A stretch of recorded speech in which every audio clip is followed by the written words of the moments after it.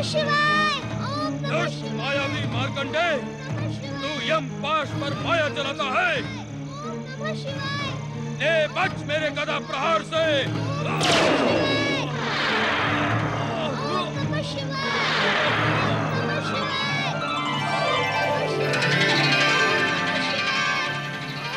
यमराज, प्रभु भोलेनाथ, निष्ठापूर्वक शिव आराधना करने वाले बालक मार्कंडे पर प्रहार करने का तुम्हारा साहस कैसे हुआ? इस बालक ने शिवलिंग को हृदय से लगाकर हमारी शरण ली थी। शरणागत की रक्षा करना हमारा कर्तव्य है। क्या तुम इस सत्य को नहीं जानते कि तुम मात्र काल हो, किंतु हम महाकाल हैं, महाकाल हैं, महाकाल हैं, महाकाल हैं, महाकाल हैं।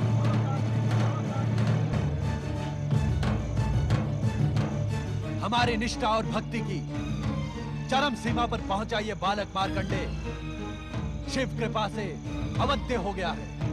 हे शिव शंकर, हे महाकाल, हे भोलेनाथ, मैं तो मृत्यु के अटल नियम का पालन कर रहा था। विधाता के विधानानुसार इस बालक की आयु समाप्त हुई।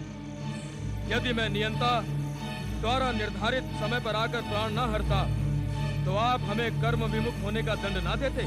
अवश्य देते, किंतु शिवलिंग से निकली ज्वालाओं से आहत यमदूत तथा स्वयं तुम्हारे यमपाश के टूटने पर तुम्हें बालक मार्कंडे की परम भक्ति से उत्पन्न परम शक्ति का ज्ञान क्यों नहीं हुआ? तुम तो कर्मों के आधार पर जन्म और मृत्यु को संचालित करने वाले परम ज्ञानी हो। क्या इस सत्य को नहीं जानते कि इस सृष्टि की रचना हमारी लीला मात्र है? नित्य शिव भक्ति करने वाले का सार्वभौम कल्याण इस सृष्टि और हमारा अटल नियम है। जानता हूँ परमेश्वर, जानता हूँ। तब तो तुम ये भी जानते होगे कि जो जीवात्मा अपना जीवन मुझ में समर्पित कर देता है, वो मेरे आनंद को बढ़ाने वाला एवं मुझे प्रिय होता है। क्या ये सब नीति ज्ञान हमें पुनः दोहराना होगा यमराज? नहीं भोलेनाथ, नहीं। अपने इस दास पर कृपा करें और आज्ञा दें कि अब मुझे क्या करना उचित होगा।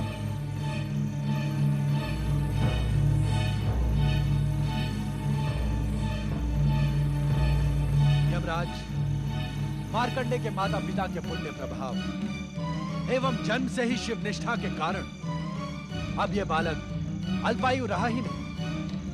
इसकी अल्पायु का अभिशाप समाप्त हो गया। किंतु विधाता के विधान के अनुसार इसकी अल्पायु स्पष्ट है भोलेनाथ। किंतु उसी विधान में यह भी स्पष्ट लिखा है कि अल्पायु पूर्ण होने पर आप इसके प्राण हरने आएंगे।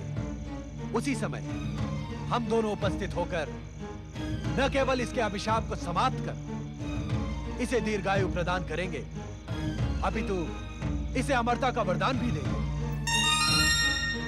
किंतु चित्रगुप्त के आलेख में आपके मृत्यु लेखाकार चित्रगुप्त ने मार्कंडे के अल्पायु होने का विवरण तो अपने पृष्ठों में लिख दिया, किंतु हम दोनों के आगमन की बात लिखना वो भूल गया। ये भूल अक्षम्य अपराध है यमदेव। अब मेरे लिए क्या आज्ञा है स्वामी? अब आप यमलोक लौट जाएं तथा वहां की व्यवस्था नियंत्रित करें। आपके आलेखों में त्रुटि सृष्टि के अनर्थ का कारण बन सकती है। हमें विश्वास है कि भविष्य में कभी आप कर्म विमुख नहीं होंगे। इस उद्दंडता के लिए मुझे क्षमा करें भोलेनाथ। भविष्य में ऐसा कभी नहीं होगा। प्रणाम भोलेनाथ। प्रणाम माता पार्वती। प्रणाम परम शिव भक्त मार्कंडे।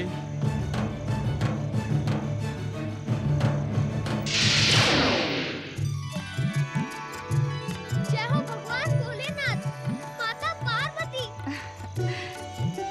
पुत्र मार्कंडे, तुम शिव कृपा के साथ ही साथ मेरे स्नेह के भी पात्र हो। इस क्षण से तुम मेरे लिए गणेश व कार्तिकेय के समान प्रिय हो। मैं तुम्हें अपने पुत्रों के समान ही अटूट स्नेह एवं सिद्धियां प्रदान करूंगी। जय भोलेनाथ। जय माता पार्वती, जय शक्ति माता पार्वती, जय सर्वेश्वर महादेव जी। हम अज्ञानी को क्षमा करें। हमने आपकी कृपा पर संदेह किया और मार्कंडेय के अल्पायु के भय से अपनी भक्ति को पूर्ण रूप से आपके श्री चरणों में समर्पित नहीं किया। कृपा निधान, आपकी कृपा अपरंपार है। आप तो दया के सागर हैं। आपकी भक्ति असंभव को भी संभव बनाने में सक्षम है। जो एक बार निष्ठा पूर्वक आपके श्री चरणों में समर्पित हो जाता है, उसे संसार की समस्त चिंताएं आप पर ही छोड़ देनी होती है। परंतु हमने ऐसा नहीं किया भोलेनाथ। हमें क्षमा करे भोलेनाथ, हमें क्षमा करे। पुत्र के लिए चिंता करना माता पिता का स्वाभाविक कर्तव्य है, किंतु हमारे यहां प्रकट होने का कारण आपकी चिंता दूर करना नहीं, अपितु मार्कंडेय की अविचल शिव भक्ति है। मार्कंडेय का नाम शिव भक्तों में उसकी अमरता के समान ही अमर हो गया है।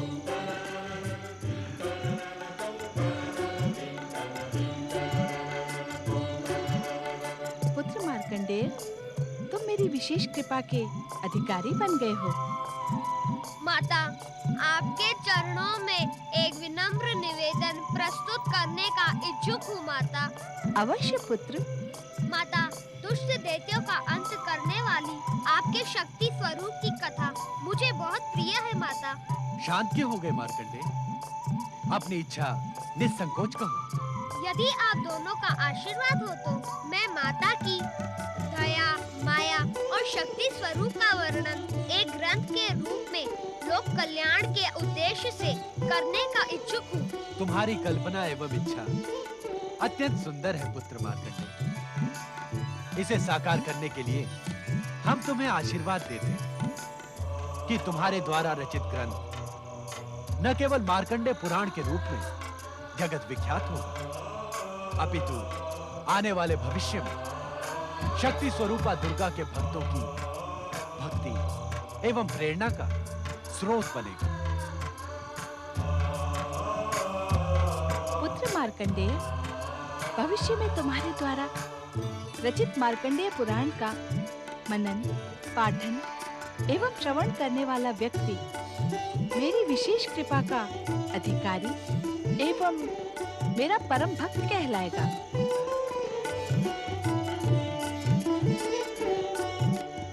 इतना ही नहीं पुत्र, मार्कंडेय पुराण का प्रत्येक श्लोक पापी से पापी व्यक्ति को पाप मुक्त कराने वाला, शिव कृपा एवं कैलाश लोक प्राप्त कराने में सक्षम होगा। हाँ भोलेनाथ, माता पार्वती, आप दोनों के आशीर्वाद को आदेश समझकर मैं इसका पालन करूंगा। तुम अपने प्रत्येक अनुष्ठान में सफल हो पुत्र। भगवान भोलेनाथ एवं माता पार्वती की जय।